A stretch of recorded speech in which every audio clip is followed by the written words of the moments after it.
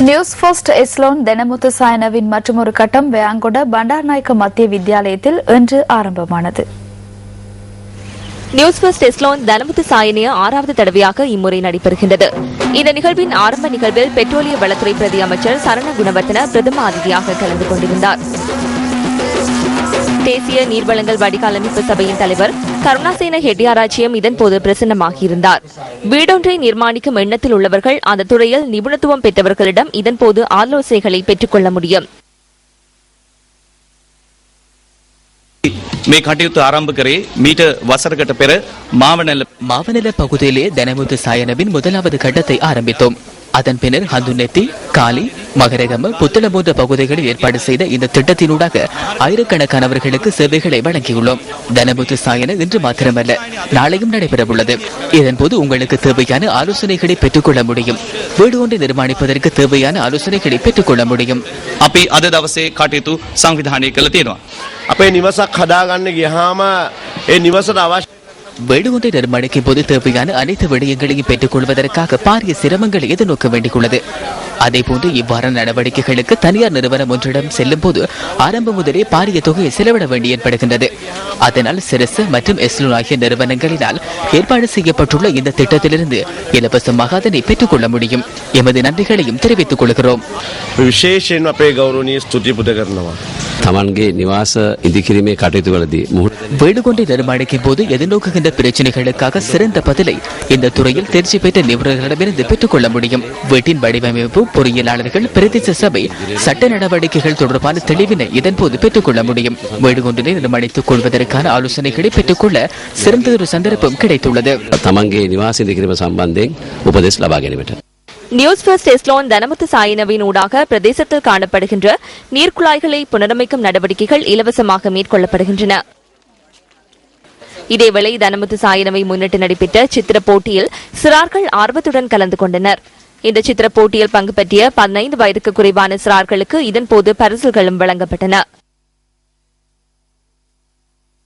தமிழ் தேசிய கூட்டமைப்பின் செயற்பாடு தொடர்பில் பொதுமக்கள் பல்வேறு கருத்துக்களை தெரிவித்து வருகின்றனர்.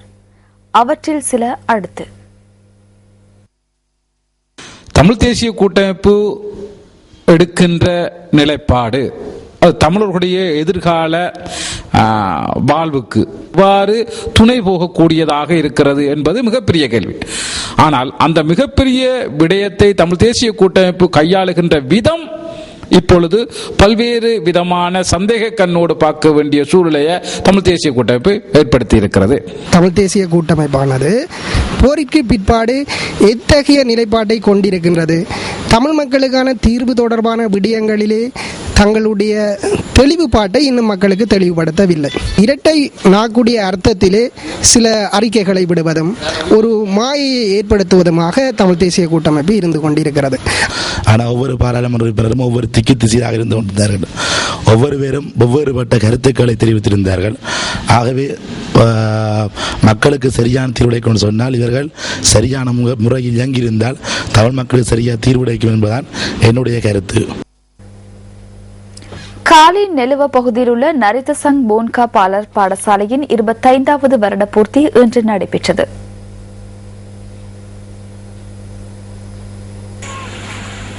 இலங்கை மகாபோதி நிறுவனத்தின் தலைவர் பானகல உபதிச தேரரின் தலைமையில் நடைபெற்ற இந்த நிகழ்வில் ஆளும் கட்சி, எதிர்க்கட்சி உறுப்பினர்கள் பலரும் கலந்து கொண்டனர்.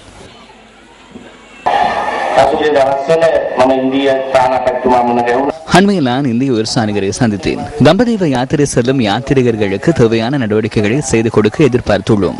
இதற்காக டில்லியில் உள்ள அரசியல்வாதிகள் மற்றும் மதகுருமார் சிலருடன் தொடர்புகளை ஏற்படுத்தியுள்ளோம்.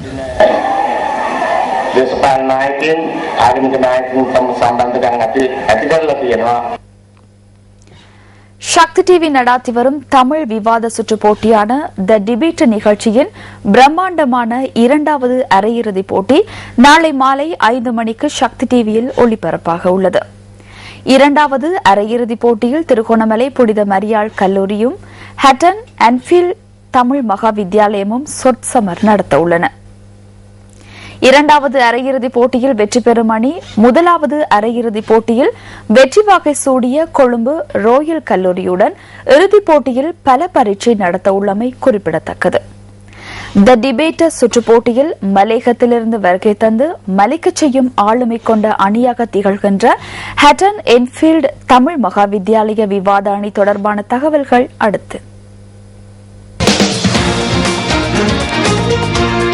தீர்க்கமான கட்டத்தை எட்டியுள்ள டிபேட்டரின் இரண்டாவது அரையிறுதிப் போட்டியில் சாதிக்கும் எதிர்பார்ப்பில் ஹட்டன் என்ஃபீல்டு தமிழ் மகாவித்யாலய மாணவர்களும் களமிறங்கியுள்ளனர்.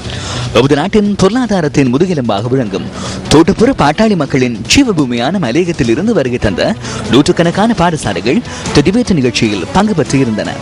அவற்றுள் அதீத திறமையை வெளிப்படுத்திய ஹட்டன் என்ஃபீல்டு தமிழ் மகாவித்யாலயத்தின் விவாத அணியினர் அரையிறுதியில் போட்டியிடுவதற்கான அரிய வாய்ப்பினை பெற்றுக் கொண்டனர். மலையகத்தில் இருந்து தோன்றிய புத்திஜீவிகளின் வரிசையில் தாங்களும் எதிர்காலத்தில் இடம்பெற வேண்டும் என்ற ஆர்வத்தில் என்ஃபீல்டு தமிழ் மகாவித்யாலயத்தின் விவாத அணியினர் பயிற்சிகளை முன்னெடுத்து வருகின்றனர். ஹட்டன் கல்வி வலய பாடசாலைகளுக்கு விவாதத்தில் சிம்ம சொப்பனமாக திகழ்ந்த என்ஃபீல்டு தமிழ் மகாவித்யாலய விவாத அணியினர் தோட்டப்புற பாட்டாளி மக்களின் உரிமை குரலாக டிபேட் அரையிறுதிப் போட்டியில் கர்ஜிக்க உள்ளமை குறிப்பிடத்தக்கதாகும். மலையகத்தின் நாளைய நம்பிக்கைக்கு ஏற்றாக பிரகாசிக்கும் எதிர்பார்ப்பில் களமிறங்கியுள்ள என்ஃபீல்டு தமிழ் மகாவித்யாலய விவாத அணி தொடர்பில் பாடசாலை அதிபர் மு சாந்தகுமார் இவ்வாறு கருத்து தெரிவித்தார். வலயத்தில் உள்ள பாடசாலைகளில் மிகவும் பின்தங்கிய நிலையில் உள்ளது எங்களுடைய பாடசாலை. ஆனால் எங்களுடைய மாணவர்கள் எந்த வகையிலும் சளைத்தவர்கள் இல்லை, மிகவும் திறமையானவர்கள். விசேடமாக இந்த விவாத போட்டியில் பல வெற்றிகளை கடந்த காலங்களில் கண்டிருக்கின்றார்கள். அதற்கு காரணம் எங்களுடைய உப அதிபர் திரு ராம் அவர்கள், என்னுடைய பொறுப்பாசிரியர், பல வெற்றிகளை எங்களுக்கு தந்திருக்கின்றார். ஆகவே இந்த போட்டியிலும் அதிகளவான வெற்றிகளை எங்களுக்கு பெற்றுத் தருவார் என்று நாங்கள் நம்புகின்றோம். இந்த போட்டிகளை வெற்றி பெறுவதற்கு இந்த மாணவர்களை வாழ்த்துக்கள். எத்தகைய சவால்களையும் நெஞ்சுரத்துடன் எதிர்கொண்டு தமது பாடசாலை விவாத அணியை சாதிக்கும் என என்ஃபீல்டு தமிழ் மகாவித்யாலயத்தின் விவாத அணியின் பொறுப்பாசிரியர் SP ராம் குறிப்பிட்டார். முதல்ல என்னை பொறுத்தவரை நான் சக்தி டிவிக்கு தான் நன்றி சொல்ல விரும்புகிறேன். ஏன்னா எங்களோட அரையிறுதி போட்டியில் தெரிவாகி இருக்க 4 பாடசாலைகளில் ஏனைய பாடசாலைகள் 3மே பிரசித்தி பெற்ற பாடசாலையாக இருக்க இந்த டிபேட்டருங்கிற ப்ரோக்ராம் மூலம் பிரசித்தி பெற்றிருக்கின்ற ஒரு பாடசாலை எமது பாடசாலை என்றதை நான் மகிழ்ச்சியோடு தெரிவிச்சுக்கிறேன்.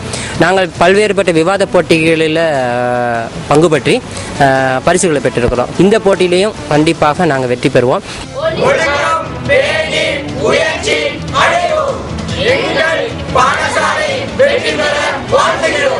மலையகத்தின் பின்தங்கிய பிரதேசத்தை தமது இருப்பிடமாக கொண்ட போதிலும் தமது ஆளுமை மற்றும் தனித்துவத்தினால் சொல்லிக்கின்ற ஹட்டன் என்ஃபீல்டு தமிழ் மகாவித்யாலய விவாத அணியினர் அரையிறுதியிலும் சாதிப்பார்களா? டிபேட்டரின் இரண்டாவது பிரம்மாண்டமான அரையிறுதி போட்டியில் வெல்லப்போவது யார்?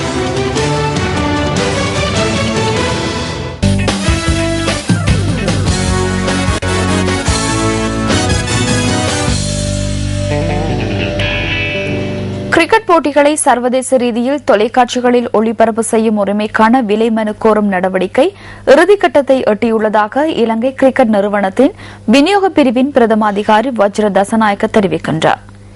இதற்கு முன்னர் 3 வருடங்களுக்கு ஒருமுறை ஒளிபரப்பு உரிமை புதுப்பிக்கப்பட்ட போதிலும் இம்முறை 7 வருடங்களுக்கு அதனை வழங்க எதிர்பார்க்கப்படுகின்றது. இலங்கை கிரிக்கெட் நிறுவனத்தின் தேர்தல் மற்றும் கிரிக்கெட் போட்டிகளை ஒளிபரப்பு செய்வதற்கான உரிமை தொடர்பான கொடுக்கல் வாங்கல் தொடர்பில் திலங்க சுமதிபால நேற்று கருத்து தெரிவித்தார்.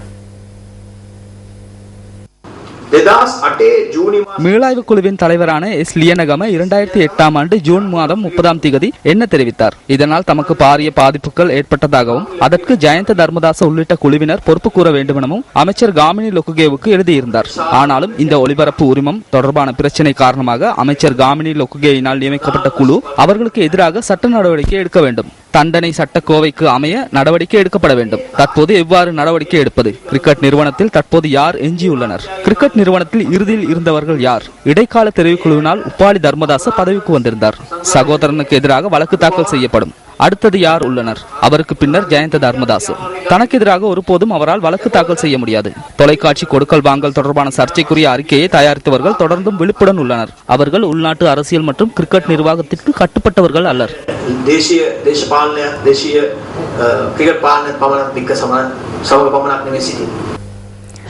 இதேவேளை பாராளுமன்ற உறுப்பினர் திலங்க சுமதிபால போலியான வரவேற்பை பெறுவதற்கு முயற்சிப்பதாக கிரிக்கெட் நிறுவனத்தின் தலைவர் பதவிக்கு பெயரிடப்பட்டுள்ள ஜயந்த தர்மதாச குற்றம் சுமத்துகின்றார். திலங்க சுமதிபால நேற்றைய ஊடகவியலாளர் சந்திப்பில் தெரிவித்த கருத்துக்களுக்கு பதிலளிக்கும் வகையிலேயே அவர் இவ்வாறு தெரிவித்தார். நேற்று நடைபெற்ற ஊடகவியலாளர் சந்திப்பின் போது திலங்க சுமதிபால தெரிவித்த கருத்துக்கள் குறித்து தாம் அறிந்திருக்கவில்லை என சாந்த தர்மதாச ஸ்போர்ட்ஸ் ஃபர்ஸ்ட் வினவிய போது தெரிவித்தார். திலங்க சுமதிபால அதிக கவனம் செலுத்தப்படக்கூடிய ஒருவர் அல்ல என சாந்த தர்மதாச தெரிவிக்கிறார். கிரிக்கெட் நிறுவனம் எவருடைய தனிப்பட்ட சொத்து அல்லவென தெரிவித்த அவர் கிரிக்கெட் நிறுவனத்தின் தலைவர் பதவியை ஏற்றுக்கொள்வதற்கு தாம் தயாராக இருப்பதாக குறிப்பிட்டார். கிரிக்கெட் நிறைவேற்றுக்குழு தமது சுய விருப்பத்திற்கு அமைய அந்த பதவிக்கு தம்மை பெயரிட்டுள்ளதாக அவர் மேலும் குறிப்பிட்டார். தமது விருப்பம் அல்லது விருப்பமின்மையை இதில் அதிக தாக்கம் செலுத்தும் எனவும் எவராலும் இதனை தடுத்து நிறுத்த முடியாது எனவும் சாந்த தர்மதாச தெரிவித்தார். ஜனாதிபதி அதிகாரத்தின் கீழ் விளையாட்டுத்துறைக்கு பொறுப்பாக அமைச்சர் ஒருவரும் கிரிக்கெட் நிறைவேற்றுக் குழுவும் இருக்கும் நாடொன்றில் எவராலும் தன்னிச்சையாக செயற்பட முடியாது என அவர் குறிப்பிட்டார். இதேவேளை அடுத்த 2 ஆண்டுக்கான கிரிக்கெட் நிறுவனத்தின் தலைவர் பதவி காலத்திற்கு சாந்த தர்மதாசவின் பெயரை தெரிவு செய்யும் நடவடிக்கையில் தாம் ஈடுபடவில்லை என கிரிக்கெட் நிறுவனத்தின் தற்போதைய தலைவர் உபாலி தர்மதாச குறிப்பிட்டார். இது கிரிக்கெட் நிறைவேற்றுக் குழுவின் தீர்மானம் என அவர் குறிப்பிட்டார். நேற்று நடைபெற்ற ஊடகவியலாளர் சந்திப்பின் போது திலங்க சுமதிபால தெரிவித்த விடயங்கள் குறித்து எந்த கருத்தும் வெளியிட முடியாது எனவும் உபாலி தர்மதாச மேலும் தெரிவித்தார். இத்துடன் நியூஸ் ஃபர்ஸ்டின் 8 மணி பிரதான செய்திகள் நிறைவு பெறுகின்றன. வணக்கம். Hotline 0114-896-896 www.newsfirst.lk. Feedback at newsfirst.lk.